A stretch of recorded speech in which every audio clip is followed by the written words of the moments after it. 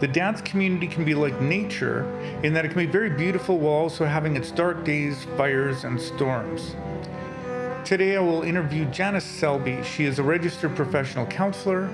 She hosts the Conference on Religious Trauma and makes guest appearances on various podcasts.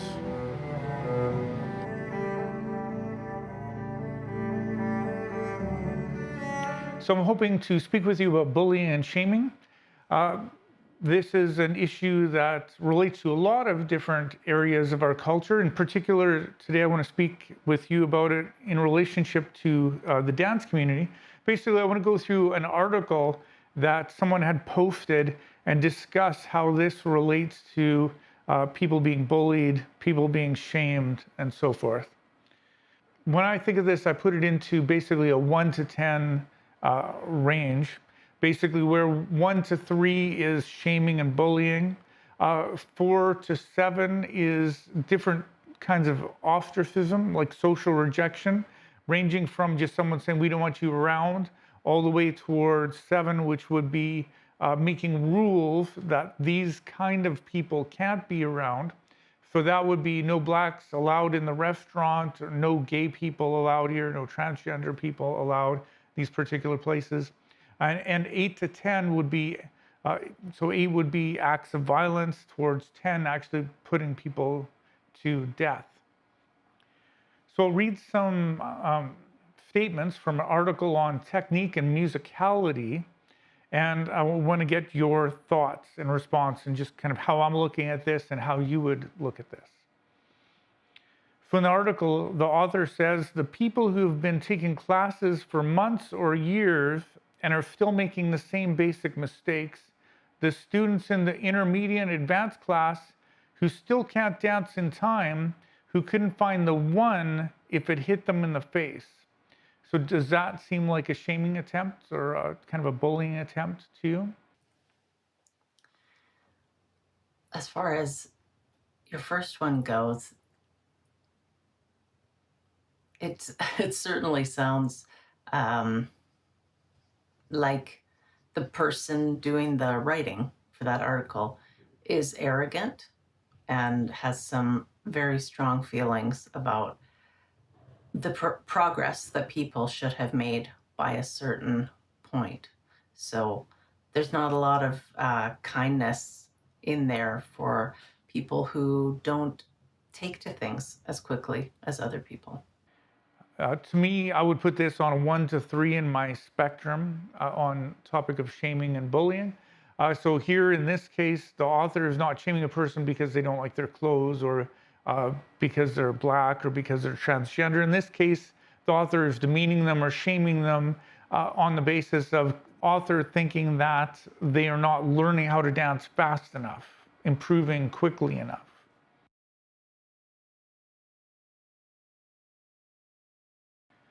One of the things that I want to speak about before we continue is just the idea of rationalizations. It seems to me that everyone who's involved in bullying and shaming, they all think they have a good reason for doing so. In other words, people were attacking people because they're black, so white supremacists, they think they're superior and that these other people are inferior, and therefore they have a right or even an obligation to shame and bully and harass these people. The government was intended to be of the white man, by the white man, and for the white man. Mongrel class of people. Or in the case of body shaming, it's might be because just they don't find a particular thing to be attractive, or in regards to being gay or transgender, they believe that that's morally wrong to be like that, and so they bully and shame the person in that regard. So have you seen that? Like, to me, it doesn't seem that people randomly shame people just purely because they think it's mean. Often they have a justification in their mind. Yes, a lot of people do think that they are justified when they are bullying other people, but I think it also can be that they feel insecure themselves. And that's why it's almost like they're acting out, trying to preempt someone doing the same thing to them. So I found a good example of this, and this is by David Duke, who was one of the main people involved in the Ku Klux Klan and writing things related to that movement. He said, as America is transformed from a 90% European American nation, as it was in the 1960s, to one where we will soon be a minority, should we not ask some pertinent questions as to whether or not it's enriching or will it be damaging to our social fabric? So this is a rhetorical question where obviously he's implying that what he's suggesting is true. And it's basically stating that he believes that allowing our culture to become so multicultural and allowing all of these other people in is degrading our culture, is making our culture worse rather than being beneficial. So I saw this same kind of rationalization or mentality when the author of this article says, the author says they're not just wasting their own time, but everyone else's time. They're dragging down the level of the class, which in turn drags down the level of the local scene. Personally, as a teacher, that's not the type of person I want in my classes. So I see this as basically dehumanizing, shaming the person, saying that these people are not valuable or worthy to be around us. And on the basis, again, is because they're not doing well enough in dance. I view this as wrong, and I want to see what you would say about this. Not because I don't value performance and I don't value a dance being performed well. I value that, but I value the individuals and the people who are involved as a higher value than their performance.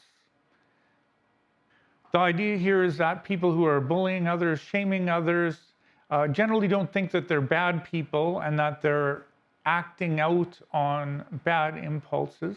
They believe that they're righteous and justified, and they believe that they have a right or even an obligation to behave like this.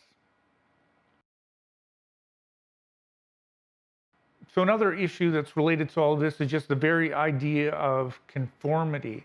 A lot of bullying seems to be associated merely with the fact that some people are not willingly conforming to the norms of what the group considers to be normative.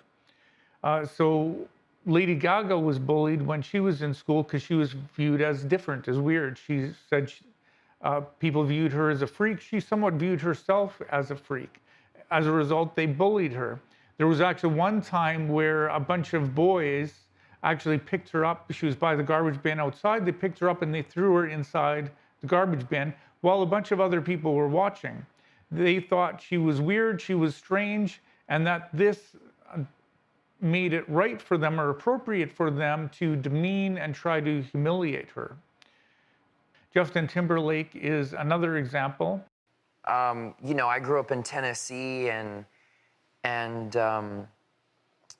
if you didn't play football, you were a sissy. I got slurs all the time because I was in music and art. He basically said he was bullied because he liked to dance and liked to sing, and where the normal thing in his school was playing football. That's what real men did. They played football. They didn't dance and sing. The idea of bullying other people to try and make them change and suit what makes us comfortable, that definitely reminds me of how I did some parenting, unfortunately, when I was a deeply, deeply religious person, and my standards, including my parenting, were all informed by that compulsion that I had. I was so scared that something terrible would happen to my children if they weren't obedient to exactly what I wanted them to do. And of course, now I see things very differently. And I recognize that if I have a strong enough reaction to something emotionally, I need to step back and examine why I'm feeling that strong reaction that I have. Why do I think that there's only one way, one right way? It's a real opportunity for some self-reflection, because there are many ways and many different ways, including ways that people can dance? There's a dynamic that I don't quite know how to articulate or don't have a word or a label to even describe it. Basically, the idea is that there seems to be an amount of people who are bullying or shaming others who think that they're doing this actually to help the other person.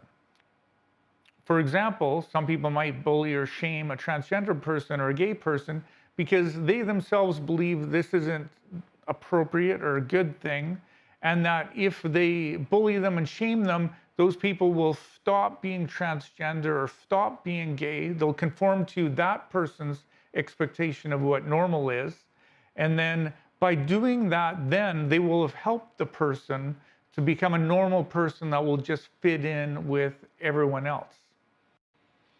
So in these cases, the bully actually thinks that they're altruistic or a kind-hearted person who's actually trying to help people. And in this case, the author of this article considers that by doing this, by shaming and bullying these people, getting these people out of the dance community, by pressuring people to perform, to conform to their expectations, that they're helping everybody.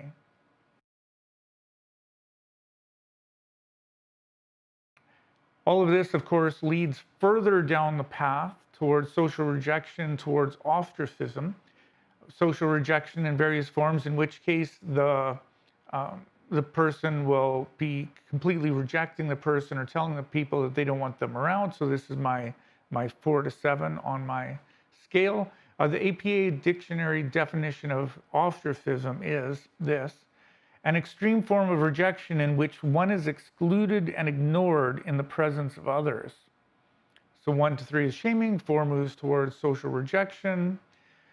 So in this case, the rule was we don't want these people around. They're dragging the whole class down. So this fits in with the category of some people are ostracized because they're black, or because maybe their clothes are too poor, or whatever it happens to be. That is so shocking to me, coming from a teacher, that a teacher would say that's not the type of people that they want to have in their class.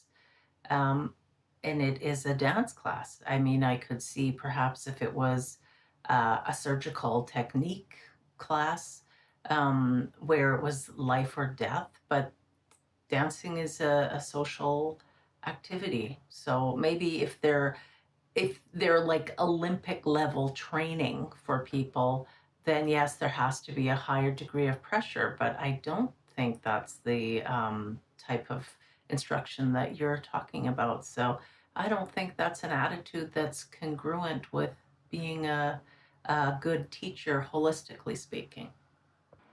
In this case, it's these people are dragging the whole class down. They're dragging the whole dance scene down.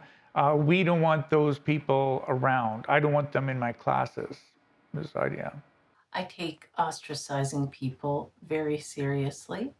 In my work as a religious recovery consultant, I do work with people who have been ostracized, shamed, and shunned, utterly cut off from their families and communities. So it's something that I do take very seriously. And I certainly wouldn't tolerate it if I saw it taking place in a class. No teacher should be ostracizing their students. So when I'm thinking about bullying and shaming, I put it into 3 different categories. Perhaps you have thought about this in the same way or have some other category. Basically, I think of it as there's bullying and shaming related to real issues. Then there's bullying and shaming related to preference issues. Then there's bullying and shaming related to moral issues. So when it comes to real issues, so being overweight is a legitimate, real issue. It's unhealthy for the person. It'll affect their well-being. And so doctors encourage people to exercise, to eat well, and so on. That's a real issue. But the issue with bullying and shaming is that there should not be any social rejection. There should not be any bullying or shaming as a result of that. So it's a real issue, but that would be a wrong way of trying to deal with this issue. Social rejection is not appropriate in this case. Then there are preference issues. Preference issues are simply issues where people have personal tastes, personal things that they like, ways that they like to do things. Preference issues are simply where people have a particular opinion, where it's their own, it's private, it's subjective, but they try to push that opinion on other people. Million, again, examples of this among celebrities. When Demi Lovato first started to put out demos, an amount of people who knew her actually started to post and to try to ridicule her for that. They actually had CD wrecking parties. They put a survey together trying to encourage people to sign the survey in the hopes that this would pressure Demi Lovato to stop performing. The idea was, look, we really don't like your music. These other people that have signed the petition really don't like your music. You should just stop doing what you're doing. So the author in this case was shaming people because of their timing. So I was a guitarist in bands for years, played at weddings and bars and so on, and playing rhythm guitar, lead guitar. There's actually a more complex rhythm than typically occurs in dance. I enjoy rhythm and enjoy timing, can do triplets and quarter notes and all of those different things. But I can still completely have fun with someone who has a poor sense of timing. If they're dancing too fast, I might try to slow them down, but I have to try to stay ahead of them just a little bit in order to lead the steps, because I have to be able to give the signal in time for them to be able to actually respond to it. There might be some other people who don't even notice, and they're just having fun, and they have no awareness at all that they're even off time. That's perfectly fine. I'm happy that they are enjoying themselves and they're capable of getting some exercise, enjoying the music, enjoying the social time, whether or not they have a good sense of timing. So I'd put this firmly in that category, even though it's something that I appreciate. I don't like jazz music personally, but I am completely happy that other people enjoy jazz music. I don't feel any need at all to insist that, oh, you shouldn't like jazz music or you shouldn't have fun with that because it's my preference or it's not my preference. I'm happy that those people are enjoying themselves.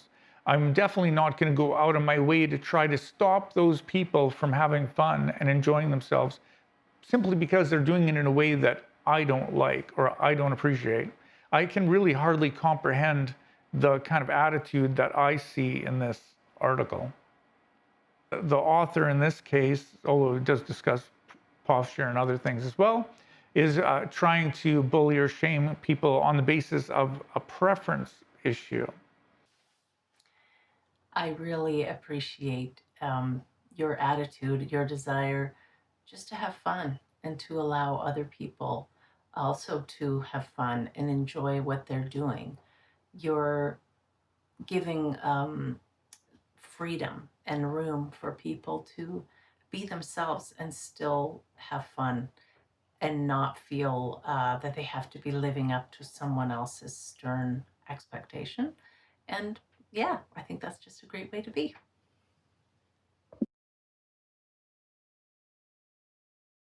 I'm wondering about what you think of shaming in the context of moral issues. So someone is abusing their wife, or someone is being a racist. Well, I lean towards thinking that those are areas where shaming is actually appropriate, and it is partly because of that that people have some confusion on this whole topic, because there are cases where that is an appropriate behavior, and then it's just merely misapplying this attitude, which should be reserved for these more negative actions, such as racism, such as abusing a wife, and so forth. I don't really approve of the idea of shaming anybody because people behave in certain ways, even in offensive ways, ways that society can't tolerate. They're typically acting out of some kind of trauma in their past. Something has happened that's cause them to develop this coping mechanism, which in this case might be shaming another person. So I prefer instead to look at what may be behind that coping mechanism, and encourage people to change and explore themselves rather than shaming anyone. In this case, I would even describe ostracism as possibly having a place. I'm personally a bit cautious about that, but that's where we would discuss cancel culture. One of the issues that I do have with the notion of cancel culture is that um, if we cancel someone, we are not giving them an opportunity to reflect on what the issue is that we have found so egregious that we must try and cancel them. There's no room, there's no time for that. It's you are refusing to behave the way I want you to behave, and so therefore I am canceling you. Of course, this is different from someone who has committed a crime and the judge, they're before the judge and they're being tried and sentenced for their crime. That's completely different from what we are talking about here. Basically, it's considering that somebody has done something which is completely immoral, reprehensible, and so people just basically remove their place in society as a result. I'm cautious about that myself. What would you say in that regard? I take the idea of canceling someone quite seriously, and I think uh, it's almost like wielding a weapon to uh, beat other people into submission. I just want to say again, though, that this is a very small part of the dance community. Most people are very warm, very welcoming. They want people to be there. They want people to be enjoying themselves. I danced for years and years and years, uh, and I consider the people were very patient with me in a lot of ways. Before I had any hint that this kind of attitude existed inside the dance community at all.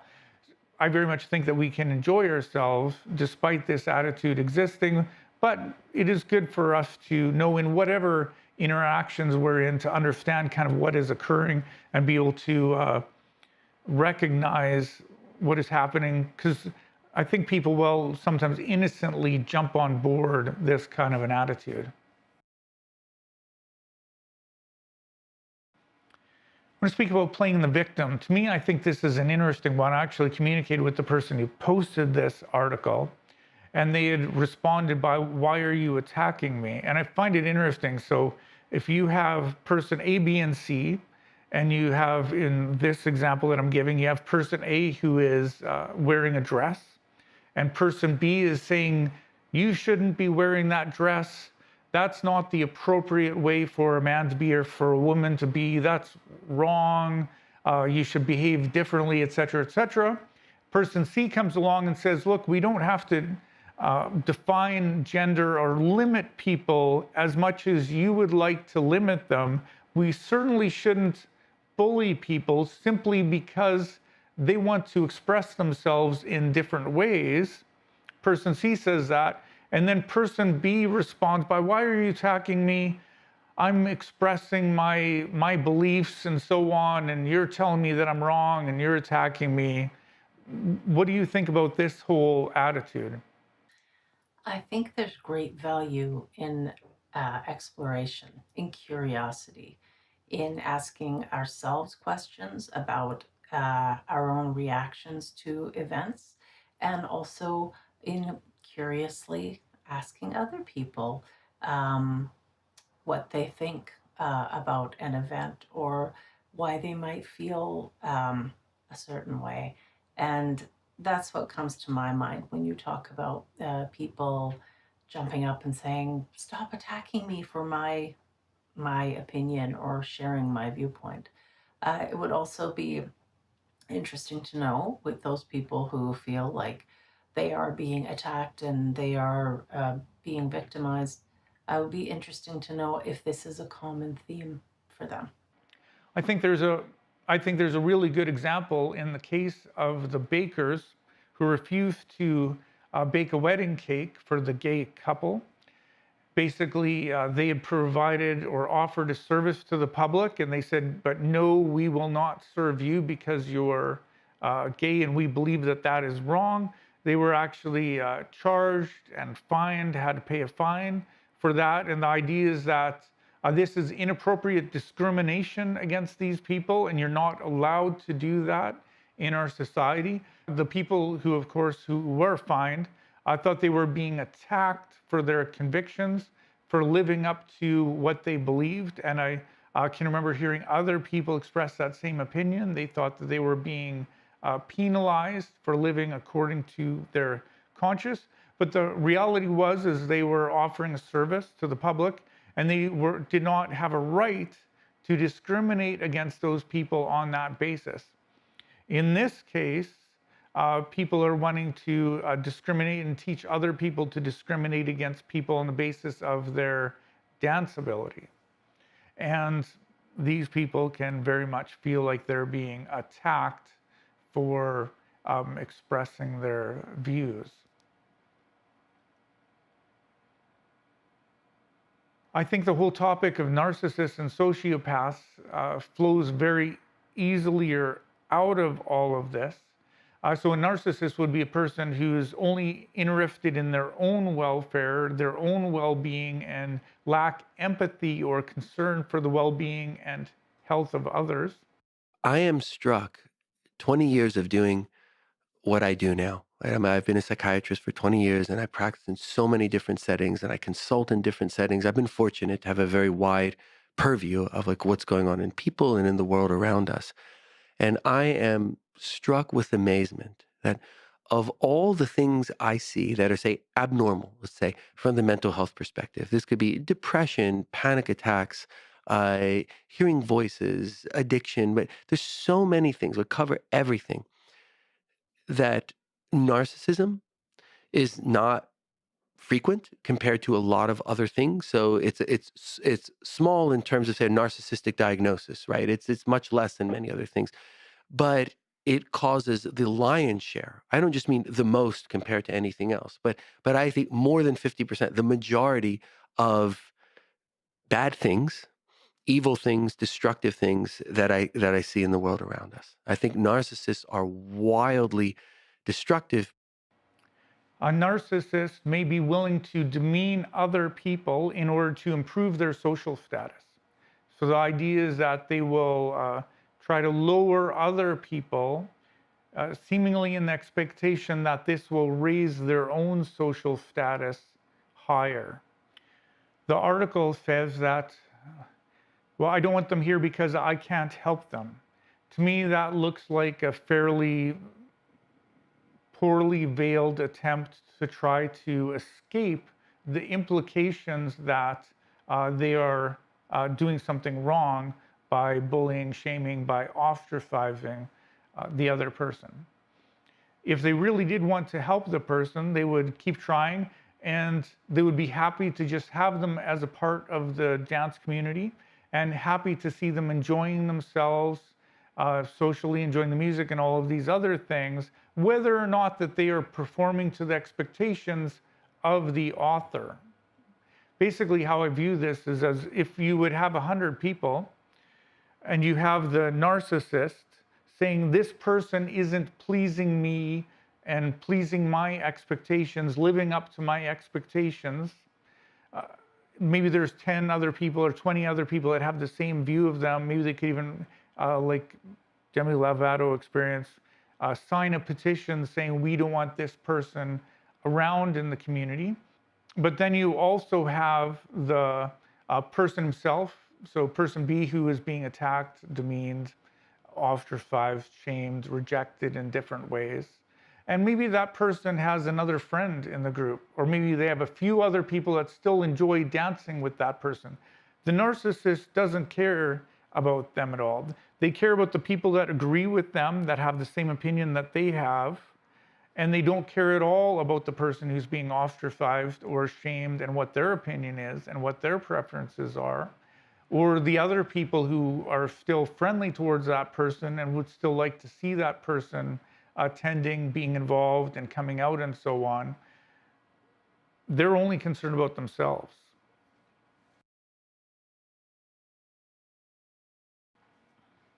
I just want to add something about a mob mentality, because this has implications not just for the narcissist, not just for the person who's the object of being bullied. It affects everyone else. So this is from an article in Psychology Today. It's about the idea of ostracism. It says, ostracism is contagious. The fear of social exclusion is so salient, most bystanders will adopt the behavior of the aggressor, ensuring their in-group membership, as opposed to risking possible retaliation for questioning group norms. Once a target is identified for exclusion, mass mobbing may follow, intensifying the pain and scope of ostracization. Basically, when a bully takes his stand, often other people will conform to the attitudes of the bully simply because they want to fit in, simply because they don't want to possibly be rejected by the person who's the bully. So therefore, bullies can have a lot of power in a group. Now, to me, it seems like at a high school level, there's generally the main bully. There's a couple people that go around that bully and support them. And it tends to be the people who are more popular, more charismatic, who can actually get other people to gather around them in the status of being a bully. And these are the people who are supporting them in their bullying. But then you'll have an amount of other people who will just try to stay out of the way, try to be careful that they themselves don't become a target. And then there's the person who is being bullied, who often does end up being ostracized. Often few people will try to stay close to that person who's being bullied, simply for the sake of that presents a danger to them, because the bully could then make them a target as well. Very few people will actually stand up to a bully in any of these cases.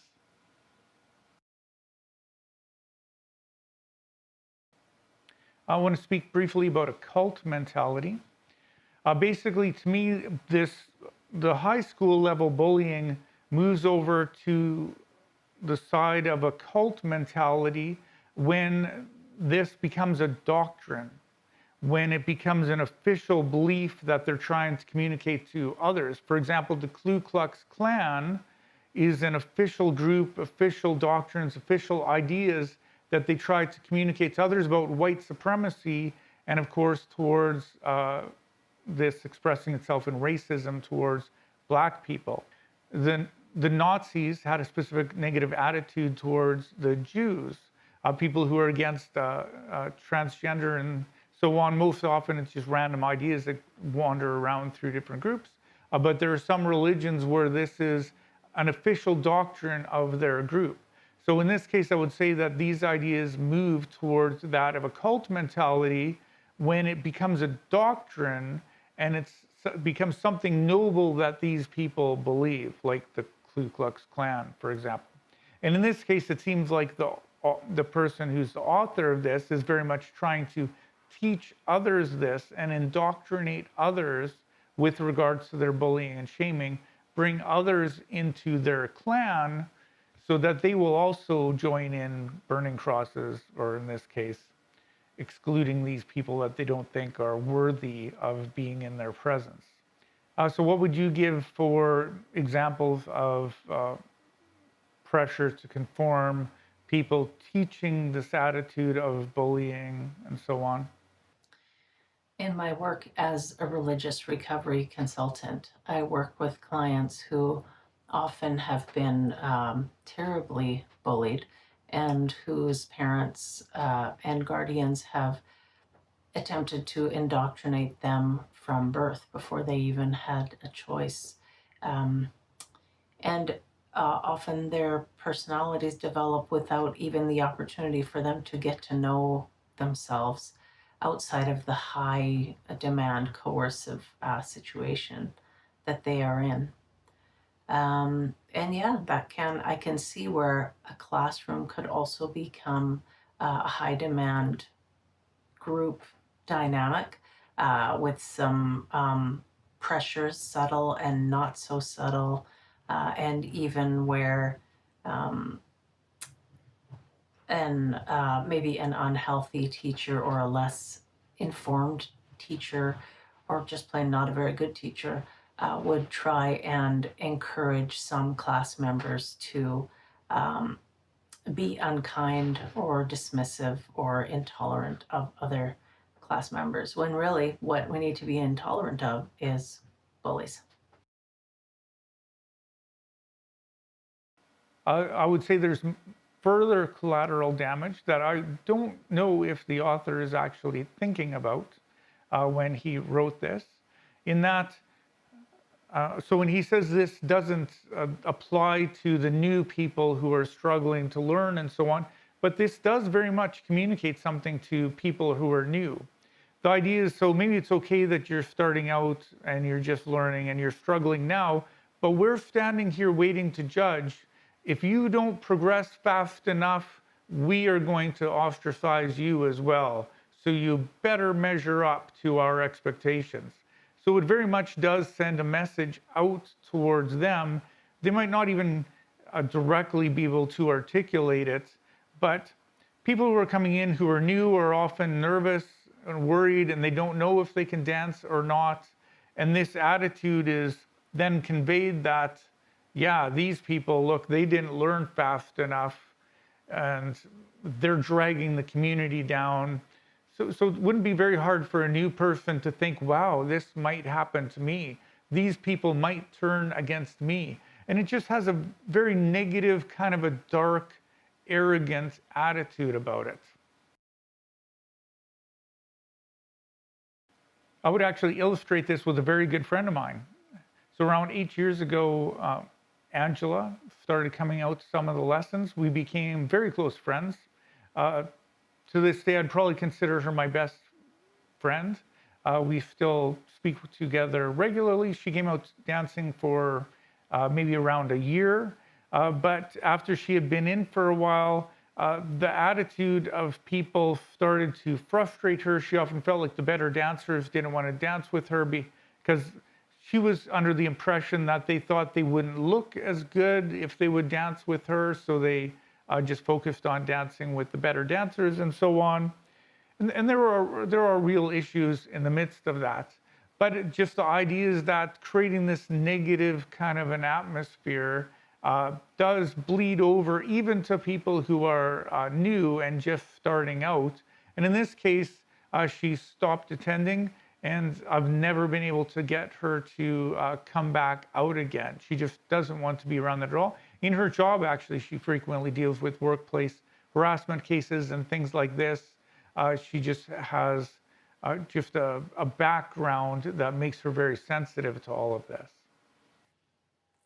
It might be an idea for people who are considering taking a class, and especially a dance class, to ask the instructor for contact information to talk to former students, or if there are students who'd be willing to talk to them, and they could find out what their experience in the class was. Also, it could be reasonable to know if there is an issue in the class, is there someone that the dance instructor reports to, so that if something doesn't feel right, things can be elevated, escalated to the next level. I hope that your friend does change her mind and come back and spend some time dancing in the class again. And I can see that you are a very kind person who cares about others. There is a lot of very friendly, warm, kind people who would never give across that kind of an attitude at all. But for some people, even just it being there among an amount of people in there, it can just kind of turn them off, for a lack of a better description.